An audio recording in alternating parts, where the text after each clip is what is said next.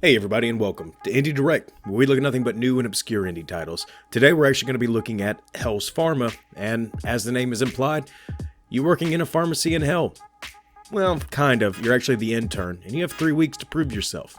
In this game, you like to be playing 15 plus days because there is a branching narrative for each week, because each week has its own story to it. And while you're being the pharmacist for hell, you have a whole bunch of pharmaceutical things at your disposal, if we can call them those.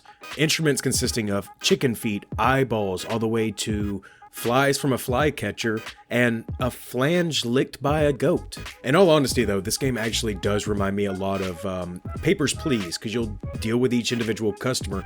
You have to make sure that the dates and the doctor actually align with each one, and to make sure that nobody's trying to get fake medication for them. Then goes into the ingredients, to where you have to make sure that you provide the incorrect ingredients or you get a negative score for it. Because at the end of the day, you're going to need a C or better to actually progress to the next day. If not, the pharmacist will kick you out. But it's not just doing that. Each week also has its own story to it. So basically, week 1 is the humans and the demons are fighting a war. The second week seems to be a drug addict problem that's going on.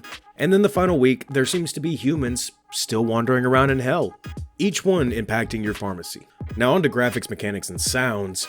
The graphics of the game are a very, Flash looking type, but I do love the characters that are all incorporated into it, all the way from a washing machine with arms, with a pickle, with a good bit of diverse cast that you'll see some of them from time to time, and probably more than often, but they still are an enjoyable ones to see. Sound design's really simplistic when you're actually playing the game. The only type of sound quality that you're really going to hear in the background, it seems like conversations, and then of course the various sound effects that the ingredients actually make, one of the grossest actually being the giraffe saliva. Now the mechanics of the game are actually, I guess, a little difficult to actually describe because each individual ingredient has its own mechanic, basically. The easiest thing I could say is like, for an eyeball, you need to crack it like an egg. With petals on one that's black and white, you have to pick the appropriate one, which can be random at times. And then, there's crabs where you have to kill them and then put them into the chalice. So there's a whole magnitude of mechanics that are put into each individual one that you'll soon learn over time, and they're actually very intuitive and very easy to use.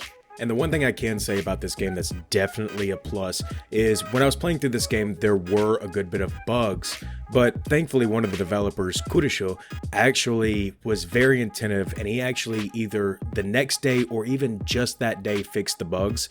And I think we got most of them out of the way, so it is a very smooth game with very minimal bugs into it. So thanks to him, this was a very easy and enjoyable experience. But all in all, looking at this game, this is a fun game to play. If you were a fan of Papers, Please, this will definitely be right up your alley. It has a lot of the same mechanics and has a lot of same feeling to it, I guess. But if you guys are interested in it, I'm going to leave the link down below. And if you guys like the video, leave a like because it knows if we're doing something right or something wrong. And if you'd like to see more indie titles coming out, hit subscribe. We post new videos every Mondays, Wednesdays, and Fridays with a Saturday quickie if I find a game that I can't make a full review on. And if you guys actually pick this game up, leave a comment down below after you finish playing it and tell me what you thought of it, because I always love to see what you guys think about the games. And I'll see you guys in the next video. Bye.